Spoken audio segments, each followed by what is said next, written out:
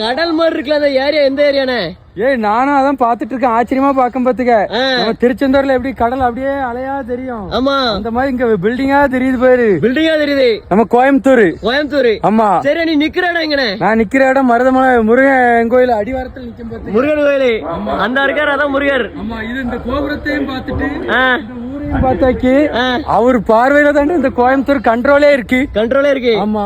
ஒய்யாரத்துல இருந்து பாக்காரு, ஒய்யாரத்துல இருந்து பாக்காரு. இந்த தொழில் வளம் எல்லாமே, இந்த பஞ்சுமில்லாவட்டு வேற தொழில் வளம் ஓட்டர் செய்தி எல்லாமே ஒரு பார்வையில தான் நடக்கு பாத்துக்க நடக்குது.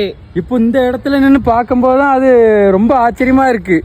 சரி, இந்த கோபுரத்துல இருந்து அவர் பாக்க எப்படி இருக்கு பாரு, ஜம்முன் இருக்கு. ஆமா, இருக்கலாம் போல இருக்கு. பூரா பில்டிங் தானே? எல்லா பில்டிங் தான். நம்ம கடல் அலை இருந்த மாதிரி இருக்கு பாரு.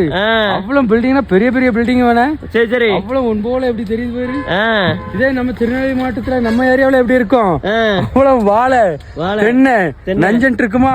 இங்க பாரு, அவ்வளவு பில்டிங் தான். பில்டிங், ஆமா. வளர்ச்சியில கூடி இருக்கு, வளர்ச்சியில கூடி இருக்கு. நம்ம ஏரியாவும் கூடி இருக்குன்ட்டு. நம்ம ஏரியா விவசாயத்துல மேல, இங்க வந்து தொழில்ல மேல. தொழில்ல மேல, ஆமா. அடிச்சு வரைக்கும், ஆமா. ஒரு மாநிலம் முன்னேறணும்னா தொழிலும் வளரணும், விவசாயமும் வளரணும். கண்டிப்பா, அதுக்கு உதாரணம் இதுதான். முருகன் பார்வையில எவ்வளவு கிளீனா இருக்கு பாத்தியா. கண்டிப்பா. சரி பாப்பா, பாய். சரி பாய், பாய்.